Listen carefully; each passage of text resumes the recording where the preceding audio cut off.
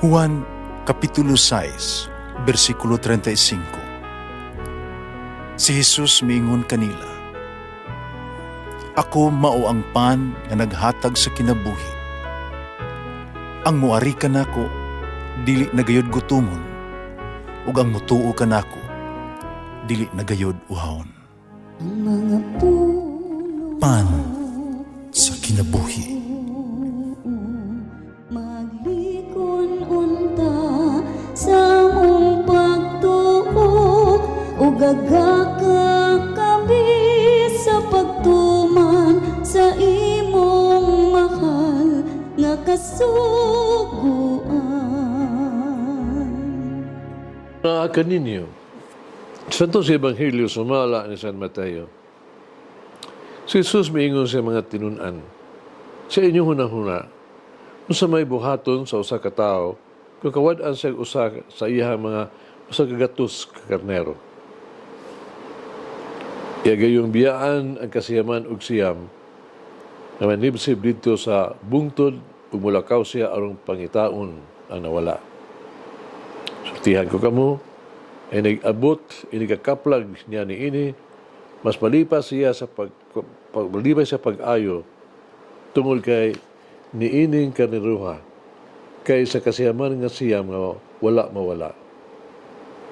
Kay mao ning pamaagi, ang inyong amahan nga tuwa sa langit, dili buot nga may mawala bisan unsa niining uban niining usa ka mga bata, gagmayng bata. Ang Ebanghelyo sa Ginoo. Pasalamati ang Ginoo kay siya maayo, ang iyang gugma mulungtad hangtod sa kahangturan. Pasalamati ang Diyos sa tanang mga Diyos, ang iyang gugma malungtaron. Pasalamati ang Ginoo sa mga Ginoo, ang iyang gugma balungtaron.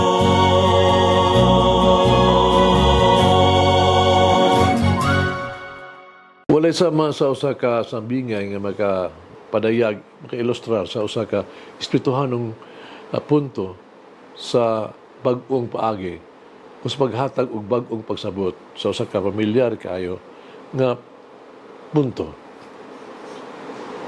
Dinggamit ni Jesus ining mubo nga sugilanon nga makita nato diha sa adlaw-adlaw natong kinabuhi aron pagpasabot sa katawhan sa kamatuoran sa gingharian sa Dios.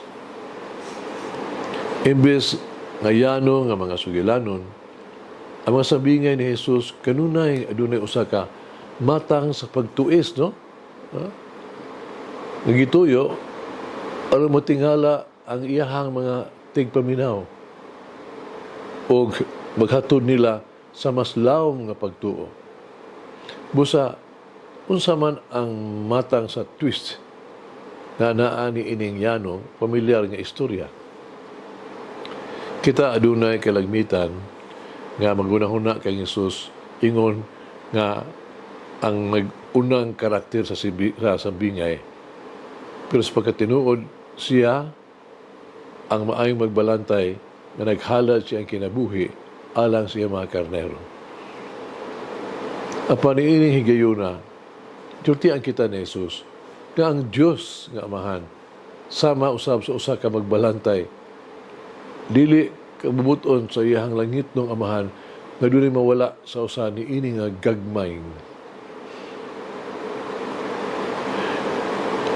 Siya nagsulti kanato nga ang usa nga nagbuhat sa langit ug sa yuta, ang labing gamahan ng Dios mismo maoy malumo ug mahigugmaon sama sa bisan kinsang magbalantay. Sa panahon ni Jesus, ang mga balantay na ilan tungod sila ang espesyal nga relasyon sa mga karnero, ang ilang atiman. Ang magbalantay, dili lang pamilyar sa mga marka, no? Mark sa matag usa, ilanan. May balan usab nila ang disposisyon sa mga karnero. Iyang trabaho ang pagbantay, pag-ayo sa panon, pagpangita sa labing maayo nga sipsibanan, ang magpalayo sa makanino gikan sa bisan unsa mga kadaot kanila. Sa laktod nga pagkasulti, devoted kaayo ang magbalantay sa iyang mga karnero.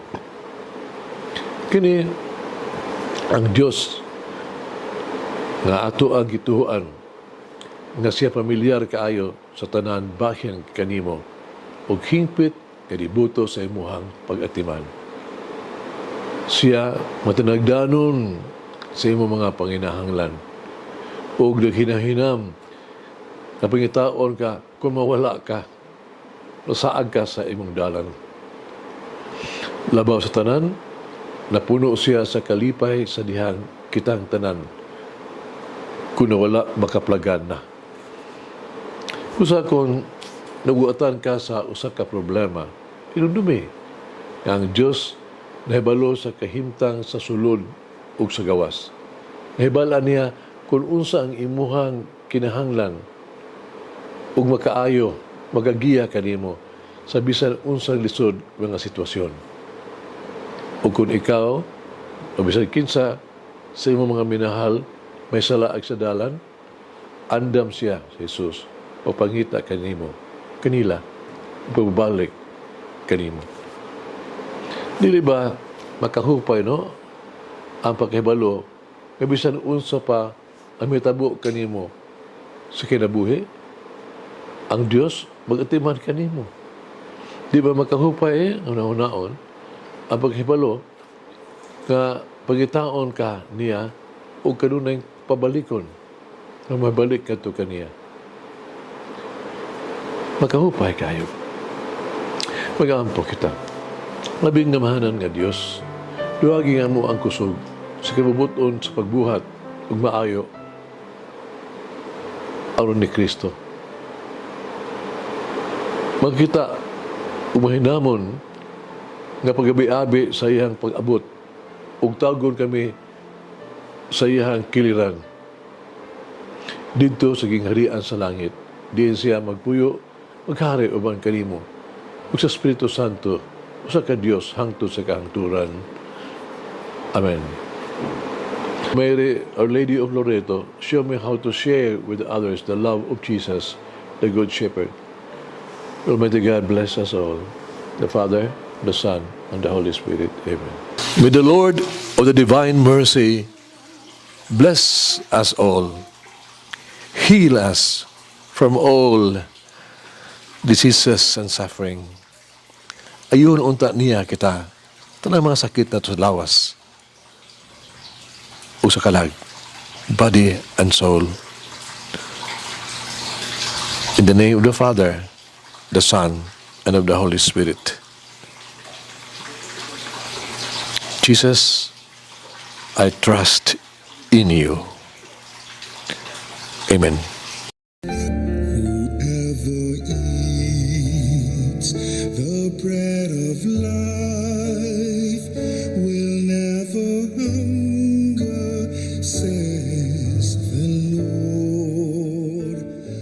Kay galaan inyong nabati ang pagpaambit ug hamubong pamalandong sa pulong sa Dios pinaagi sa tulumanon pan sa kinabuhi nga gidumala ni Monsignor Daddy Silva.